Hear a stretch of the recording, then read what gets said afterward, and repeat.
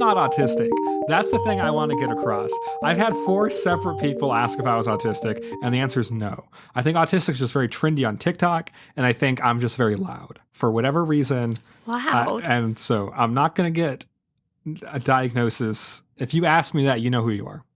Welcome to Overthinking. Welcome to that. Watch the hate mail. We finally get listener mail. Yeah. Obviously, there's not like, it's not like a thing. I'm not.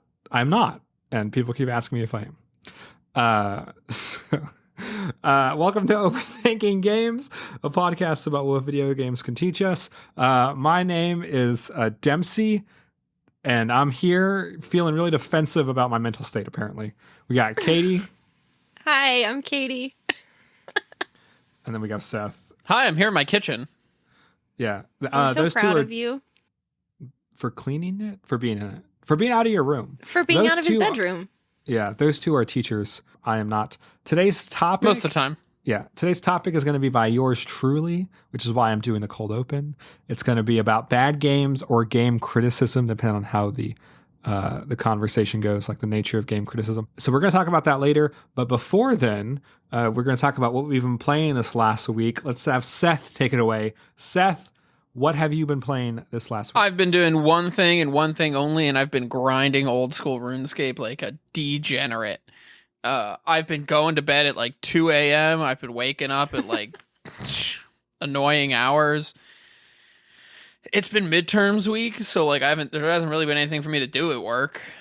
We've had like some snow days. We have a snow day tomorrow, and I'm just going to be playing RuneScape. This game is literally switched from like my least favorite game of 2022 to like a banger drop at like the end of 2023. There's so much to do, and it takes forever to do all of it.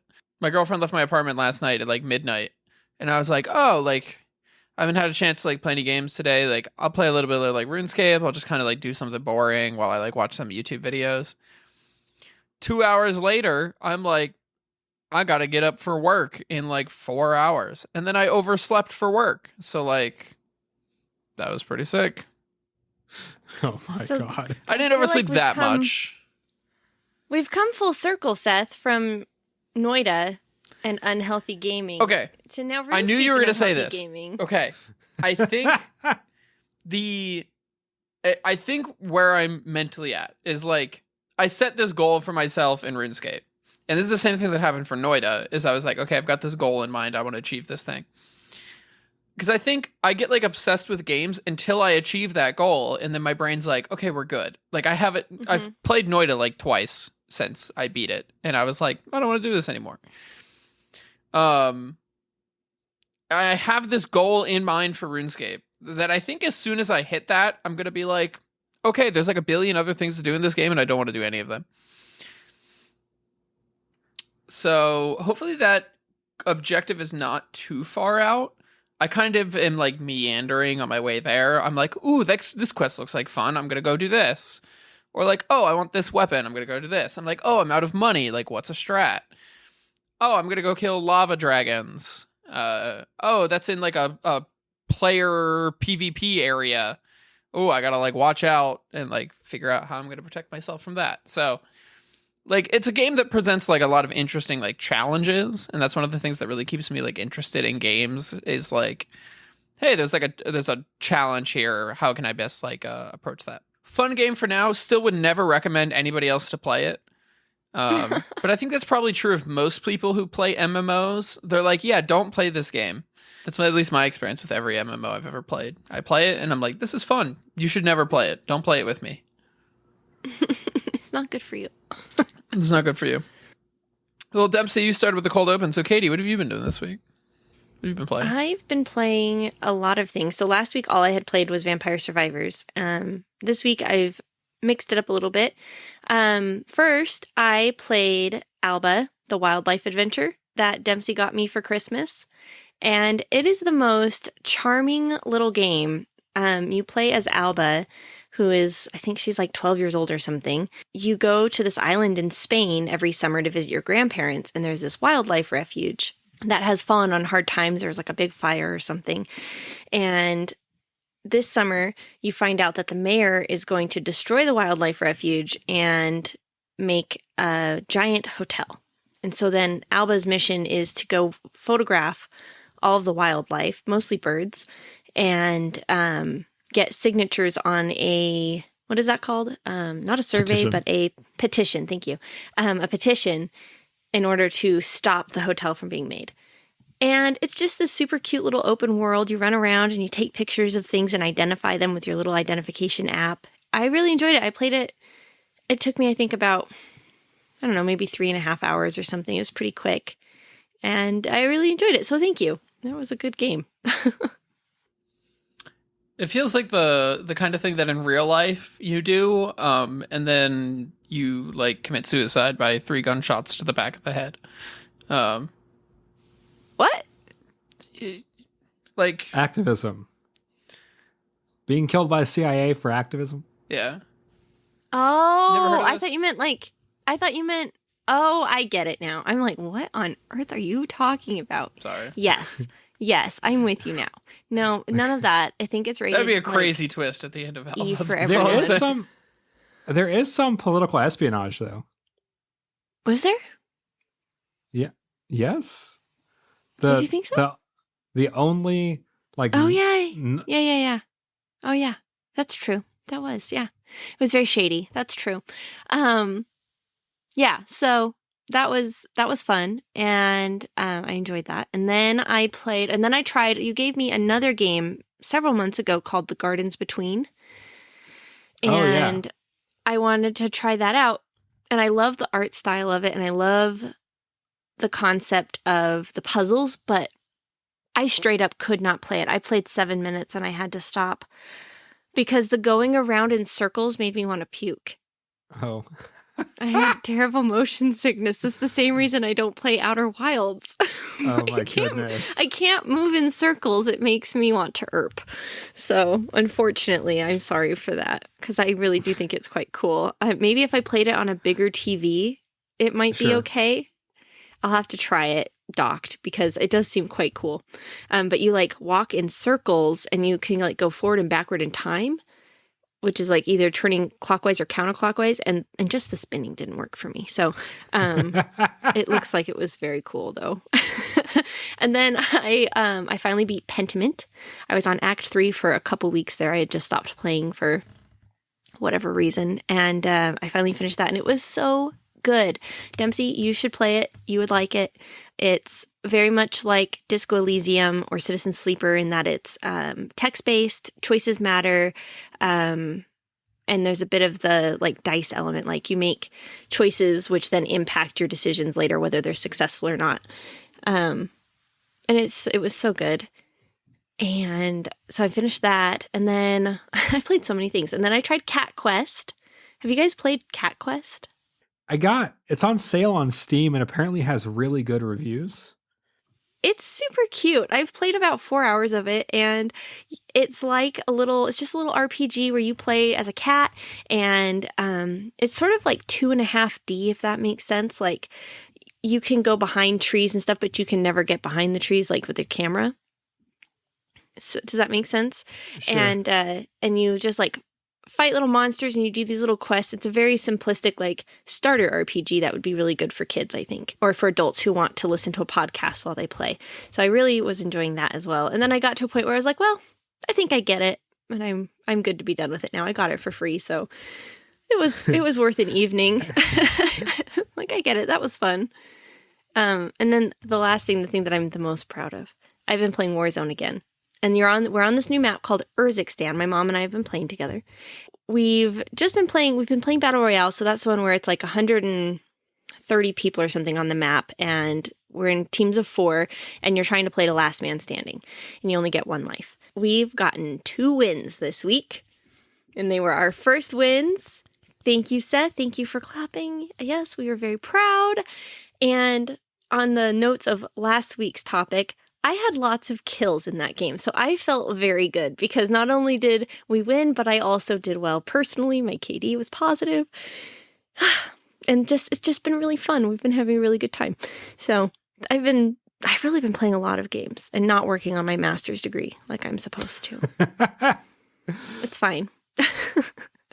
Dempsey, what have you been playing this week? So I finished Thomas Was Alone. It got really good at the end. I'm really glad that they saved the end stuff for the end because they introduced the most tedious platform mechanic I've ever experienced in a game in my life. Oh no. What is it? Because I've only ever played through like the first part of the game. So I don't know if this is a spoiler. I don't know. I don't think you can spoil with a mechanic. It's a pretty old with game. A platformer. So basically at the end of the game, you know how each of the colors, like each of the squares have a different ability? So you get this one that its ability is that it's actually 5 squares. So it's called the team or whatever. Oh, and so I know what you're talking about. And so you have to move each square individually and then go back and move the next square and then go back and move the next square to get anywhere. That sounds boring. Which is very tedious, but there's only like one like full level that you have to play like that. And so it's not as bad. I fucking love that game a lot. The soundtrack is one of the best soundtracks in video games, I think. The narrative is so fantastic. Like it's really well written. It's weird cuz like it feels like it could, I do not know anything about the development of this video game, but it feels a little bit like they could have just slapped narration onto this platformer. And I'm okay if that's what they did because the narration's very fun. There's not like a specific in-depth plot, but there's a lot of like emotional relationships between the characters. So, which is very funny because they're all just geometric shapes. Yeah, they're all, but like, and then each shape's characterization is defined by his geometric shape. It's really good. It feels very thoughtful. It came out in like 2012. Yeah, it's an old game. Oh wow, I didn't know that. Yeah, which makes it feel like super pioneering, like to have this, and it's very meta as well. So yeah, it was Thomas Was Alone is fantastic. It ran good on my Steam Deck. I would hope so. It's from 2012. Yeah, the Steam Deck says it's completely unsupported though, so your mileage might vary about how you experience it on your Steam Deck, but for me, it ran fine. And then I have been playing a game called Lake. Oh, isn't that where you like deliver the mail? Yes. So I wanted to play that. Lake is good. It has some parts of it that drive me insane. And very small elements. Okay, so here's how I feel about Lake. I wish they leaned more into the fact that it was before smartphones. So in Lake, you have a mini map, right, that you use to get around, and you can turn it off, but then it's really inconvenient because you have to go to the menu to look at the map. And I would love for them to have like some kind of in-world UI. Like, have you ever played Firewatch? No, but I bought it during the last sale. So that's good. That's like 80% of playing any game is just buying it. So in Firewatch, your character like pulls up a map with his hands, and you can look around while you're looking at the map and things like that. And so like to have a little atlas or something like in world, like an analog way of navigating would be really helpful. If they made the street signs more noticeable and easier to see at a distance, that would be helpful as well, because it's not like you're in the car. You're like third person kind of away from the, like the camera's like trailing pretty away from the van. And so the street signs are small and hard to see. And the same thing with the house numbers. The house numbers are on the mailbox, but they're still kind of hard to see because they're small. And all the businesses just don't have numbers on them, but their mail is addressed by the numbers. So you need to use the map to find the businesses because there's no other way to navigate without looking at the map. And I just feel like that's such a wasted opportunity. It's a game that's built to deliver mail. To deliver mail. The narrative is you're like a tech corporate girly who's having a Hallmark moment and finding herself in a slower paced world that's outside of the big city. Like that's the whole vibe of the game. And so to not have any like good analog way to get around in this game, I think is a really missed opportunity. Also, a lot of the art is really repetitive. I understand that this game was probably made on a budget by a small team, but like if you go into the cafe, all of the menus are the same image, just copied and pasted over and over again. And if you go to the video store, which is like a big plot point, is this video store, there's like 5 movies copied and pasted like 20 times each. And the grocery store is also like, I don't know. I feel like if there was a little bit, like a little bit more assets to populate the space, it would feel a lot better. The voice acting is fine. The narrative is fine. I like a lot about it, even though I just was complaining about it. I think the most frustrating thing is that I kind of like it. And it would be like a really, really great game if it solved those issues that I have with it for me. And so that's how I feel about Lake. I will probably keep playing it. I just really wish that it leaned more into like the before smartphones 80s aesthetic instead of just like slapping a mini map on the screen and then making navigation without the mini map difficult. I think that's a bad choice. Interesting. I feel like that's such a good segue into our topic, actually. Yeah, I also feel like it's a good segue into our topic. Our topic today is bad video games or video game criticism. We'll see how this goes. I'm gonna get the name of this video because this is kind of inspired by a video that I watched, The Obsession with Bad Games by Never Knows Best. Wonderful video essay. I highly suggest you watch it. So the emotional response to this video is why I wanted to do this as a topic. The pitch of this video is they go through like cataloging in a very basic way, like different types of bad games and different reasons that games are bad. And then the most interesting part of the video is where they take like a really, I don't know if it's genuine or not because I've never played the video game Gollum, but it's at least very different from what I've seen from other gaming outlets look at the game Gollum. And Gollum is kind of this poster child for like bad games in 2023. And they looked at it and really gave the narrative what felt like a fair shake, like benefit of the doubt, built around this idea that like that the game Gollum is not as bad as everyone said it was. It was a bad game, but it's not as bad as everyone said it was. And people were rewarded for saying that it was the worst game ever and for sensationalizing it, like everything on the internet. And then so like this game that did have some value just was stripped of all value. And so we're all stripped of that value that that game could have given us because of the fact that we have chosen to sensationalize how bad it was. And so that, which I think was a really good point, I really suggest go watching the video. It's great. It really made me reconsider how I feel about games that I don't like. One of the questions I want to ask is like, when's the last time we've played a bad game? And why do we think it was bad?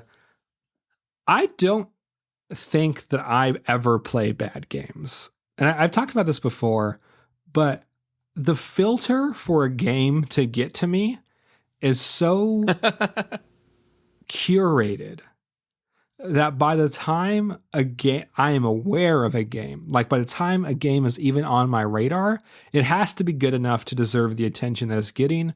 And if it's a AAA game, it's been reviewed to death and I know it's bad, so I'm not going to buy it.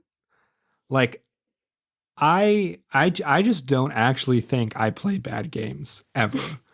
I think I play games You talk about bad games all the time, though. That you like bad games.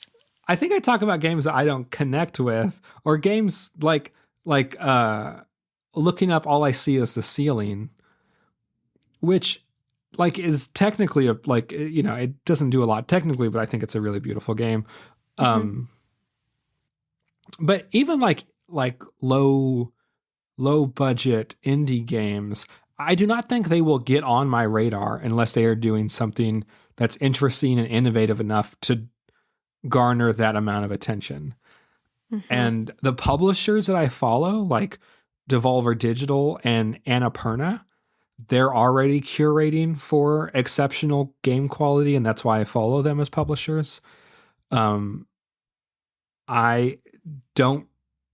I mean, some very cheap games I will do sometimes, but often I just And so I think like, what I even consider a bad game is very strange because I just don't play games that are bad ever, simply because the curation around my selection is so intense. And I think that's it for most people, unless you're really like into AAA games. I think like if you buy like The Fall of Avion or whatever, like generic action AAA game came out, then you might play a bad game. But I don't know.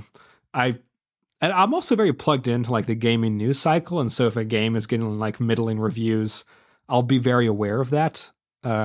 Like I know like the Call of Duty campaign this year was very disappointing.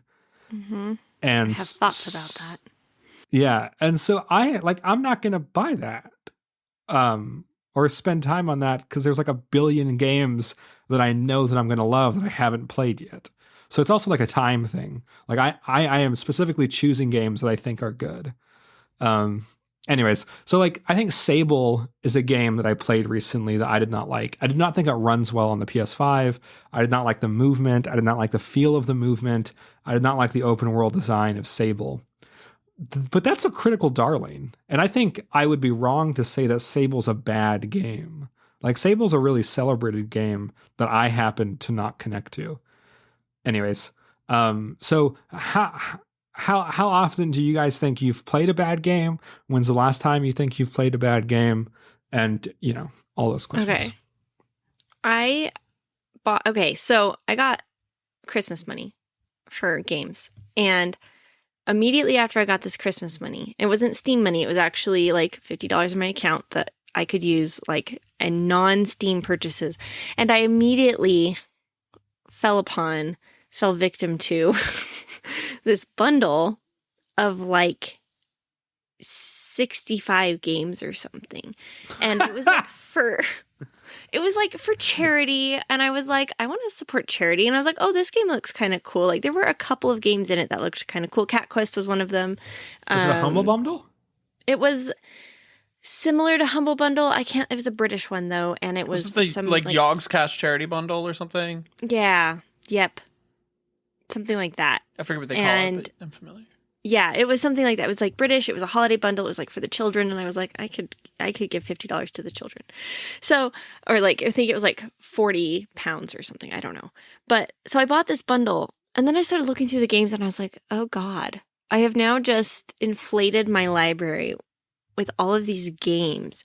And like 3/4 of them are shite. And so I was like, well, you know what? You never know. Some game could be your favorite game and you've just never heard of it, or it's, only had like 70 people play it because it's new and it was small or whatever. So I tried this game. It was in the A's, so it was near the top of my library. It's called Elecon by the Elecon company. Elecon, I don't know how to say it. And it says on Steam, it's very positive, 100% of 71 reviews. So very positive, 71 reviews only. Photograph dozens of whimsical creatures solving puzzles to get them to strike collectible poses. Then befriend them through unique quests and minigames, from snowflake design to tuning and playing crystal harps to organizing parties. And I tried it out, and it was like being on, you guys ever gone to Disneyland and you go on like the rides that are like they're on tracks and it's like Jungle Cruise or something. Like it doesn't do anything. You're just on rails looking at things. That's what it was like. You're on rails. You can't even control where you're going. And you're supposed to take pictures of these like mythical creatures. And I was like, this looks like Pokemon Snap. Is one of the worst. Yeah, I think it's a Pokemon Snap ripoff. Okay. I was like, this is terrible. No offense to the Elecon company. I couldn't make a video game, so well done. Like, I'm not saying that. But it was not fun. So I stopped and I permanently deleted it from my library because I was like, I don't need this. I don't need this. So that was not great. And it was more because it was just so much more shallow than I kind of expected. I was like, oh, this might be cute. I was kind of thinking more Alba-esque, less like teacups at Disneyland. And And that's okay. It's just not for me. But I was kind of lamenting that I had spent all of that money on this big bundle of games, and they're all kind of like that. I don't know what I see a deal and I'm like, ooh, maybe it's good. Maybe there's something that I'll like. There's like that gambler in me that likes to make rash purchases on the off chance that it's really good. So that was sad. But like overall, I'm very similar. Like with games, if they're not very well received or very well rated on like Metacritic and Steam, like I'm not even going to give it a try.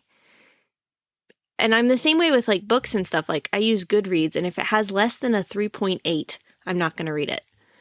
Because I have found that games that are, or books that are less than a 3.8 tend to be lacking, and I don't want to waste my time. So I bet there's lots of really good things out there that I'm just completely missing out on because I've got this arbitrary, like, it must be this rating or else it's not worth my time. What about you, Seth? Yeah, I think I'm on like a similar vein where just by the time anything gets to me, it's gone so far through the process that I don't really play a lot of bad games. Like I complain about a lot of games and I call them bad, but like I've been playing a lot of RuneScape. Again, would I recommend anybody else to play RuneScape? No.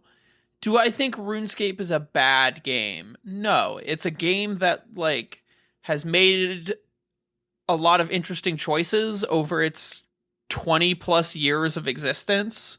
I think it just had its 20th anniversary, which is crazy for a game to have. And so it's a complicated game, and it's a game that like I enjoyed the puzzle aspect of, but like it's hard for me to recommend. But is it a bad game? No, I think it's a plenty fun game. I think part of the problem is also that like games tend to be like if it's bad, it's just a like forgettable experience for me most of the time. Dempsey, you made the point of like, yeah, there's plenty of other like really great games out there. So like, why would I spend my time like playing a bad game? And I think that's very much like a new problem, or that's a new thing. Because I mean, I remember being a kid, and you know, I'd go to GameStop with like $20 of allowance money, and I'm like, oh, I'm gonna pick up a used game on sale, and you know, that was the game that I got with my allowance money, and it's what I had to play for the next month. So if the game was good, awesome. If it was bad, you were like, dang. But like I spent allowance money on this, so like I better be playing it. Katie, I had one critique for something you said, and it's because the phrase kind of gets on my nerves, and people say like something's not for me. Mm-hmm. And it's because I think people use it, and this is the end of my call out towards you. But I think it's a phrase that like people use a lot in terms of like, hey, this game, you know, people will like list out like, oh, this game has like all of these like terrible qualities. And then they'll be like, oh yeah, you know, the game's just not for me. And it's like, you can call a game bad. Well, when I say that, I mean, like, I think that my 6-year-old nephew would probably enjoy it. Like, I think it's for kids. And I think that kids could enjoy that experience as, like, a training wheels for, like, real games. Yeah, but I think kids can also enjoy real games. Well, if they can handle twin sticks or if they can handle, like, controlling their movement and the camera. And so that's what I'm thinking. It's kind of because it's on rails, you only have to control the camera. And so in that way, I feel like it is good training wheels for somebody who is learning how to do that or who is like developing motor control. In a sense, yeah. I just worry about people like relying on subjectivity to like avoid objectivity. Like I think it's perfectly fine to like come up with criteria and be like, yeah, I think like a good game should have this like evaluative set of criteria. And then like evaluate it against those and be like, is this a good or a bad game based on these criteria? Instead of just being like, oh, like it's not for me. And like, well it's probably not for anybody then. There's like It's sort of like the idea of like universal design, right? Like there are just certain things that make games good. Mm-hmm. There are certain things that like No, Talk to I will never like Fortnite. it doesn't mean it's a bad game. Yeah, So- that's what I'm saying. What about like bad games that are fun to play though? Because like I played this game called like I think it was literally called Sled Dog Race or something, and I was obsessed for about like 3 days. And it is very simple and it is very like shallow, and by all accounts it is not like a good game, but I really enjoyed it because it scratched like a little itch, very specific niche sort of thing that I was enjoying. I think if it's fun, it's funny good. Yeah. Like Okay. But again, this is where you hit like a weird like Bloom's taxonomy thing. Shout out our like first episode. Like if you like, as long as you have some sort of like evaluative criteria, I think you can sort of objectively determine if something's good or not. I feel like I'm off topic. Yeah. Anyway. No, I think it's on topic. No, yeah, because I would say the exact opposite. I would say literally the exact opposite. The more that I interact with this medium, the less comfortable I am calling things good or bad. And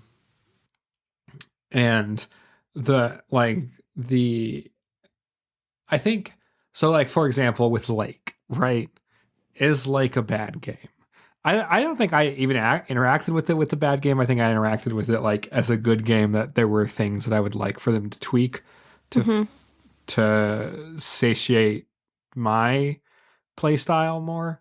Because like the crux of this is just like objectivity versus subjectivity. Like I think I get where you're coming from, which is like, oh, like once you get exposed, I think, to more of the gaming space, you realize that like gaming is not monolithic. Like there's so many games that are trying to do so many things that it just comes down to like, hey, I don't enjoy this game, but like somebody else probably does. But to Katie's point, like I think you can enjoy a bad game. That seems to be the point about like Gollum, is there's this like widespread consensus that this is like a bad game. But like you're perfectly allowed to like bad games. Like that's not something that's problematic. Yeah. Sure. I think it makes sense that and I didn't even know, like I said before the podcast, I didn't even know that Gollum was a game. Like I'm not tuned into the gaming news cycle really at all. And so I know I'm on a gaming podcast. It's fine. So I didn't know about Gollum, but I can understand why people decided to jump on one side or the other, because I feel like, especially in like internet There was no spaces, other side. There was no Right. other side. This is not a controversial game. They just ganged up on it. So it makes sense though, because so frequently, especially in internet spaces, there is no room for nuance or like gray scale. It's either all good or it's all bad. And if it's leaning towards the bad side, then people aren't going to think about it enough to actually look for those good things, like you're saying. But I like the internet completely lacks nuance, right? Like, because nuance isn't sensational to the point that Dempsey's making, right? Like everything is either like, oh my God, this is the best game that's ever dropped. You need to play this right now. Or like, this game is trash and the developers are awful people. And why was this ever released in this state? Because like, it takes time to sit down and be like, hey, like this game has flaws, but like it also does some things well, and like here's how maybe we could have like redone this for it to make sense. That's like a very academic take, when it's a lot easier to be like, Gollum's the worst game ever made. Here it fits in my 60-second TikTok that also has like a 10-second ad read halfway through. And I've got like a headline that's got like flashing light emoji, Gollum is the worst game ever, Sure. stop sign emoji. And maybe we don't need to see any redemptive qualities in Gollum.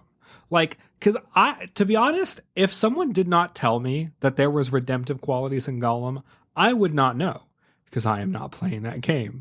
And I don't think it's my responsibility to play that game if I know it's bad. And so, like, I would never see any redemptive qualities in that game because I am not, I'm just not interacting with it like that. I think part of this also is like we started overthinking games and we're doing like kind of games criticism. I think I am trying to learn how I want to criticize games because the other media that I consume a lot of is stories like movies. How I interact with movies is even if I watch a bad movie, I will still try to learn as much as possible from it because my job is filmmaking. It feels very insightful for me to find value in literally everything that I watch. Like there is a lesson to be learned and there is something redemptive about this experience. But I don't make video games and I'm never going to make video games. And so maybe like how just audiences relate to art, like it's not our responsibility to find redemption in those experiences that haven't earned the time to play them. And maybe like bad movies, I will always give a chance and watch the whole thing. I've like never shut a movie off because it was so bad before. I want to learn from it, but and maybe I am like feeling guilty that I don't play games that way. It's like maybe that's something like deep down that I want to. Games are such a time commitment, though, compared to. Do you ever not finish books? Ooh. I think if I get like maybe there's TV series I don't finish. Yeah, there's TV series I've not finished. Mm-hmm. But yeah, I think yeah, I've definitely not finished books before. Finite hours of our lives. I think another like example of this for me is I was bringing this up about The Office because I've never really watched The Office. I've seen like clips and I think like the bloopers are like kind of funny. And like I get the general idea of what happens in The Office, but I feel like The Office is one of those shows that people are like, it's the best show ever. I've seen it 20 times. And I'm like, holy cow, you're insane. And then like I went and I like watched the first season and I was like, the show sucks. Like I hate it. Like I get it. To be said for the cultural zeitgeist of something. Well, but then people are like, no, it's good. You just need to watch like another like 2 seasons. And I'm like, holy shit, no. Like I'm not going to watch like 3 seasons of something I don't enjoy when there's plenty of shows that are good from like episode 1 and I'm going to like it from episode 1. Mm-hmm. Sure. So like it's an opportunity cost, right? Like there's Sure. plenty of games that are really good. So like if I'm playing a game that's not good, I'm just going to go play another one. Mm-hmm. To the point I was making earlier, like I'm not running on allowance money. I got a Steam library full of games I've yet to play that need playing. Instead, I'm playing some MMO from 2002. So like, that's how I feel like when it comes to like that opportunity cost is so real. Like I think about books that I want to try reading or something, and instead I will just listen to a book I've already listened to 3 times because it's familiar and it's comfortable and it doesn't ask anything of me.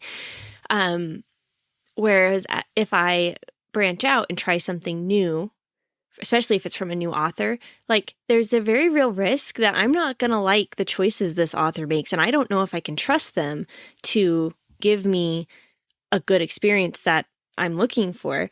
And I think the same thing is true with games, especially games that might have a lower rating or that are like there's this one game, Forspoken, that came out this year and it looked super cool.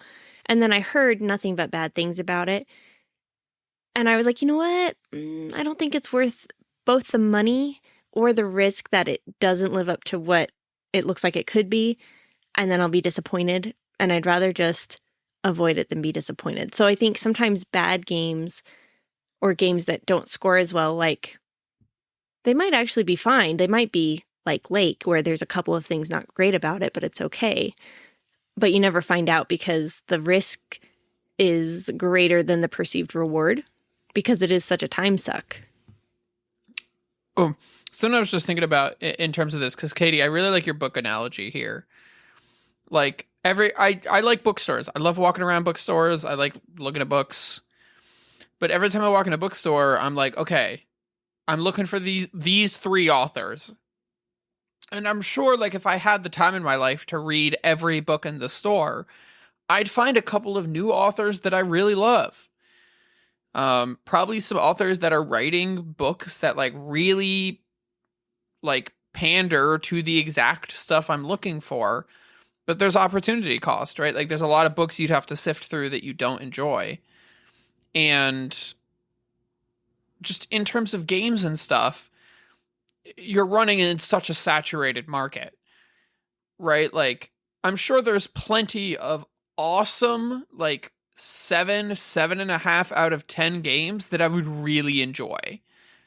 But I'm never going to find them because, like, that's a lot of opportunity cost versus playing, you know, some game that I've been playing every day of my life for the past 20 years. Like, I know this game's going to be fun. Like, I know I'm not going to be wasting my time. I'm not wasting my money. Or just like, okay, like, I feel like I want to buy a new game. Let's go look at, like, the Steam roguelites list. And, like, I'm going to pick the game that's a 9 out of 10 instead of the game that's like a 7 out of 10. Even if that 7 out of 10 might cater better to my interest, it's probably just not popular enough to be on the list I'm looking at anyway. Sure. So that's all opportunity cost. Like, it's a really competitive market, and it's just hard to, like, break through. And a middle game, 7.5 still good. Like, I'd probably really enjoy a 7.5 game. But you just get drowned out by 9s. It's a tough life. Sure. I have another question. I don't know where else to ask this question, so I'm going to ask it now. Do you think it's important to play games you don't like simply to enjoy the games you do like more? Like, this is my fear of showing friends who aren't into video games very good games. Because I feel like if I only show them my favorite games, they're not going to get, like, the language that makes this my favorite game. I really want to show them the mediocre ones first, and then show them the really good ones later so they understand why this is a really good game. Oh, crazy take. Yeah. No, I understand. No, it's not, Seth. I 100% get what you're saying because I played Hollow Knight as my first Metroidvania and nothing lives up to it. 100%. It is the GOAT and everybody fucking knows it. The exact same thing happened to me. Now, when I try to play Ori and the Will-O-the-Wisp, I'm like, it's cute, it's good, it's not as good, sorry. Like, I'd rather play Hollow Knight. All right, actually, this is fair criticism. That's the same thing that happened with, Ori and then also Guacamelee. Dude, Guacamelee is such a good game. I love Guacamelee. If I had played Ori first, I'd be like, wow, this is such a good game. And then I'd play Hollow Knight and be like, wow, this is such a good game. They're both great games. Instead, I'm like, I'm not going to play that. Yeah, I think I really fucked up when I played Hollow Knight first because there's a lot of other Metroidvania games that people love that I will play and just be like, oh no, I just want to play Hollow Knight again. The same thing happened to me with Hades. It's such a good roguelike. I love it so much. And I'm like, I don't want to play Dead Cells. I don't want to play anything else. If I'm going to play roguelike, I'm going to play Hades. This is such poser talk. You're both posers. What do you mean? Because, I mean, you're just naming games I love. Like Dempsey mentioned Guacamelee, fantastic game. Guacamelee 1 and 2 are great. Like, Hollow Knight's great. Like, I went back and I played Super Metroid. Fantastic game. Like... But I understand, I think, Dempsey, where you're coming from now, which is like, it's hard, I think, when you show somebody like the apex of something and you're like, this is awesome. And they're like, yeah, that is cool. And you're like, it's only downhill from here. Like, that's a tough message to dish out. I think that's how I play most games, though. Like, I feel like I play, like, Citizen Sleeper and Disco Elysium to me are, like, top pinnacle games for, like, RPG. I guess are they called CRPGs or something? But like that mostly like text-based. And now when I play other things that are sort of that visual novel-esque, I'm like, oh, it's not it's not Disco Elysium, is it? I think I think part of it though is like you almost have to sit down and be like, okay, like I'm not playing Hollow Knight. Mm-hmm. So Change your expectations. Yeah, like you sort of have to modify the expectations a little bit. Or even like I like old sci-fi movies to pull an analogy. So like I like tracking down like old sci-fi. Like I'm planning on watching Blade Runner this weekend, both the old and the new Blade Runner movies. I watched like the old Dread movie. I watched recently like Event Horizon. I gotta watch Aliens sometime soon. Like I like old sci-fi books. I like old sci-fi movies, and it's cool because I like in my mind I kind of consider all these movies to be like on the same tier. They're like critically renowned classic sci-fi. And I think it helps sometimes to put games in the mindset of like, hey, like these are the critically renowned Metroidvanias. And I think it helps that way because it eliminates thinking of like, hey, Hollow Knight's the best game and it's all downhill from here. It's like, okay, so these are like the critically renowned games in this genre. So like I'm going to play each of them and see like what's good about this game or like what makes this game unique. And then that's kind of where I like to like focus my attention. Because Ori had a really fun mechanic that I was like, oh man, I wish this was in Hollow Knight. The movement's really fun. Yeah, it was something about the movement. Did they have like swinging or something that's kind of funky? It's been a while since I played Ori. You like do a roll or something. But like zooming in on those differences between games is I think really what keeps things interesting for me and also can help me recognize in terms of like good game, bad game is like, hey, this is a critically recognized game and I think this might be the reason. Because if it was just like Hollow Knight and then like Hollow Knight clone number 45, like Hollow Knight clone 45 doesn't stand out, but clearly like Ori stands out for its own reasons, or Guacamelee stands out for its own reasons, or Dead Cells, or we really hurt him with that, Dempsey. I love Guacamelee. Okay. It's been a while since I played it. So, okay, you're right. I should play Guacamelee and I should play Ori. Fair enough. But like, if you show if you are showing someone a video game, would you show them like the best video games first? I think it depends on how into gaming that person is. Like, but I don't think I would ever intentionally show somebody like a low game to like set them up for a better game later, because I'd be worried that they're not gonna be interested in the games in general then. Mm-hmm. Have you ever watched girlfriend reviews? I'm familiar. Yeah. So the first game that they did was Red Dead 2. And then they played a whole bunch of other games. And then like 2 years later, they redid Red Dead 2. And then she was like, I complained about this game way too much because I didn't know how bad every other game was. and I think I've had friends be so unimpressed by games like Red Dead and The Last of Us. And I just want to be like, no, you don't understand what there's like there's so many reasons why this is impressive, and you don't have you don't have like the language breadth and context to like Right. Yeah, but anyways, so I think that like seeing people who aren't into games, I think maybe like showing them big games that are considered very impressive and they're also like unimpressed by those games. I think is a fear that I have. So I want to show them the bad ones first, so then they can understand what makes the good ones good. Well, That makes sense to me. Like I'm sorry, Seth. No, I've been talking a lot. I played Danganronpa Trigger Happy Havoc like last year, and it's a sort of Japanese visual novel mystery RPG sort of thing.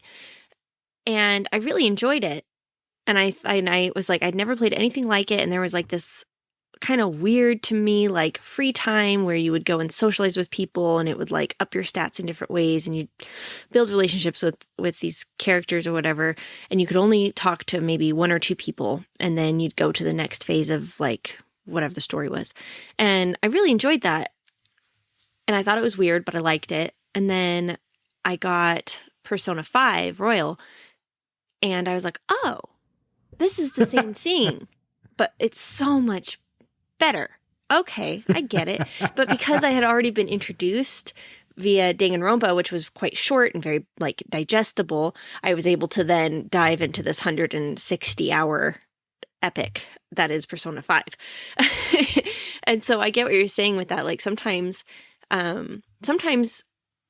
we might perceive, that's where that like objective subjective thing is coming in with like a good or a bad game, that if you play something and you're not ready for it, you might think it's a bad game because you don't understand it or you don't have like the basics foundation for it.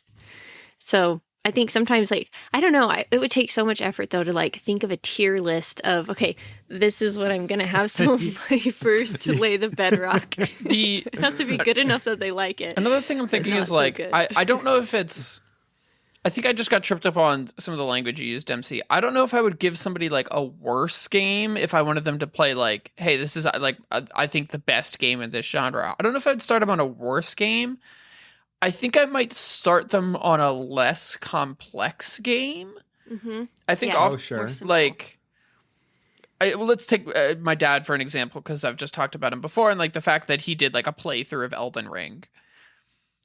I think I like discredited my dad a little bit by being like, oh yeah, he doesn't really like play video games, which isn't like necessarily true. Like he has a long history of playing video games like before I was born. And then he hasn't played like a lot of, he plays like phone games and stuff, but he hasn't played a lot of like RPGs and like twin stick games. But like my dad has played through like most of the Legend of Zelda games, like most of the 3D Legend of Zeldas. Like he has experience like playing 3D RPGs. So like Elden Ring was just like another step in that series of like experiences for him. And so, do you think Elden?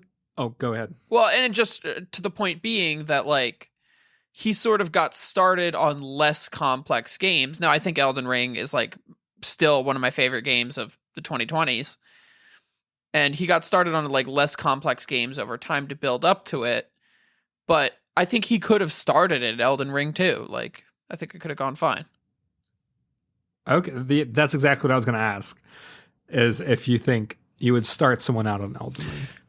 So a perfect example of this as well. Somebody asked a question on the old school RuneScape subreddit, and they're like, there's this end game content that's like a middle end game at this point. That's like pretty difficult to do. You have to have like pretty good knowledge of game mechanics in order to do it. Like you have to be properly supplied. And this person's question was like, you stick somebody in a room with a computer and their only goal is they have to beat this content, but they don't know anything about RuneScape. They can optionally know like the basics about video games, but like, let's assume they don't really know anything about video games. They don't really know anything about computer games. Like they don't understand like control schemes. They don't know anything about RuneScape. Would they be able to eventually beat this? And I thought people gave absolutely insane responses, which was like, it would take them thousands of hours or they would never do it. And I'm like, this person's locked in this room and this is the only thing they have to do. They'll figure it out. Like people are like, we've stepped on the moon. Like somebody can figure out how to beat the end game raid content in old school RuneScape.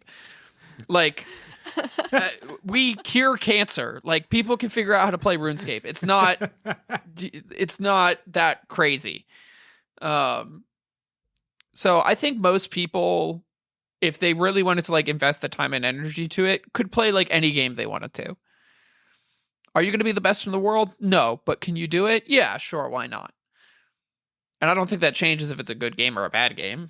It just But do you think some of what makes Elden Ring impressive though is knowing like that games usually aren't that big? Oh, or hell that they're yeah. Usually not like they're like knowing like coming from like a linear action game and then stepping in, because like going from like 3D Zelda to Elden Ring is crazy. Like that would blow my mind. I would be like, oh my god. Well, a great example of this is, and one that I'm never going to forget, is dropping down the elevator into the underground of Elden Ring for the first time. Because it just completely shatters your expectation of the game you're about to play. You go from like a pretty sizable world.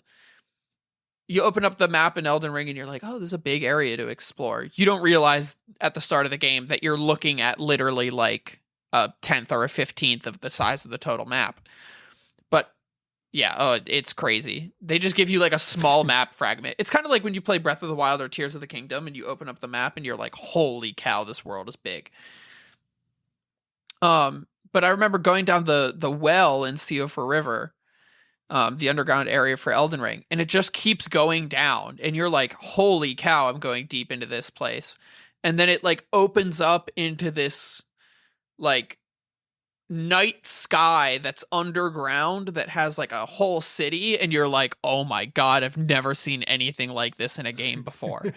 And that was like, that's a memory embedded into my mind that I don't think would have the same impact if you don't have experience in games. Like probably playing a lot of Skyrim probably influenced my thought about that, because Skyrim has like Blackreach, the area underground in Skyrim, the Dwemer City, which is a cool place, but it's nothing like dropping down the well in Elden Ring and being like, holy cow. Like, I didn't know you could do this in a game. So, but I think your question of like, does playing worse games make better games better is probably yes. But I think you could also just start with good games. Okay. Like, you don't have to watch the first 3 seasons of The Office. Just go watch Community instead. The funny.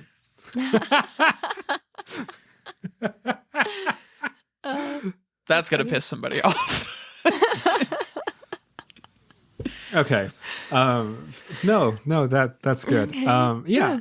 Do you have any closing thoughts, Katie? I think it's funny. I think we've gone through this and we've never really defined what a bad game is or entails. But I think that it's so subjective that there's no way to really like quantify that. So yeah, I have no rubric or anything like that. No, well, Seth does, but he's a science teacher. I mean, I think this is a very math science take on things, which is that like I'm fairly confident that like you could come up with like a fairly good rubric and like evaluative criticism about like what makes for like a good game, but that's very like STEM pilled of me. Yeah. It's very like science needs to be repeatable, and therefore we need like specific criteria for like how things should go, and that's what I get for being a science teacher. What would be your rubric? I have no clue. We could close. Okay. Like, I don't know. That Like, some thinking. I think most of the time we operate on the fact that like you sit down and you play a game and you're like, this is good and fun. And if somebody was like, what makes it good? You're like, I don't know. Yeah. There's a great quote from I figured it was one of my favorite game developers, writer, D&D guys. He said he's been doing play testing for his game that's kind of like D&D. It's like a tabletop RPG. And he said the number one thing he's found from feedback, from multiple rounds of play testing and community involvement and surveys, is players know when something doesn't feel good. This feels bad. I'm not enjoying this. When you ask them why, they usually have like a pretty good idea that like, hey, this mechanic doesn't work. I don't like fighting this boss. This like weapon doesn't work too well. But when you ask them how to fix it, they give the shittiest suggestions possible. People know that something doesn't feel good. They might even know why it doesn't feel good. They have no idea how to fix it. And that's the job of the game designer. So I can tell you games that I like. I can tell you games that I think are good. I could tell you maybe why I think they're good. But if you asked me what I would do about it, I have no clue. I'm too stupid for that. Very good. I have no. I have one more closing thought, and then we'll end it. So, I have this belief that most of our opinions are irrational, and then we work backwards to try to create rational reasons for believing what we believe. So I think most of the time when I'm enjoying a game, when I'm not enjoying the game, I don't actually know specifically what it is, but I will work backwards to try to rationalize my opinion because I enjoy being a rational person. And it's the same way I feel about movies. I think a lot of movies I don't like, I actually don't know why I don't like them, but I'll work backwards to try to be reasonable about it. I think a lot of the times we have an innate sense from like just years of exposure to what, like you said, Seth, like what feels right. So like if you're reading a book and you're like, oh, the pacing is not right or something, if you were to analyze it with a plot diagram, you would find where the errors in the plot structure are that are making it feel bad. But the amount of work, man, and thinking That's a lot. that would require, nobody's going to do that. Yeah. And that's how we're going to end a game podcast called Overthinking Games. We're overthinking a lot today. Okay. So, John, I'm going to close this out. I'll close Go this for out. it. So, okay. So that's where we're going to end the conversation. Thank you so much for joining us. You can find us on TikTok. If you're listening to a podcast, I think it's weird that we say which podcast apps we're on. Because I think if they're listening to us, they don't need to be told what podcast apps we're on. Because they've already found us. That's Right. such a good point. Anyways, so we're on TikTok, and maybe we'll come back to YouTube eventually. But follow us on TikTok, definitely, or Instagram. And Threads. We're on Threads as well. If you want to communicate with us, or send us an email in the show notes. The email's in the show notes. Send us an email if you have thoughts, want to express your opinions, what games you've been playing, have suggestions for topics, anything you want. I think that's it for That's us. I think so. We made a podcast. We made a podcast. We made a podcast. Thank you so much. Bye. Bye. Sayonara. Good work.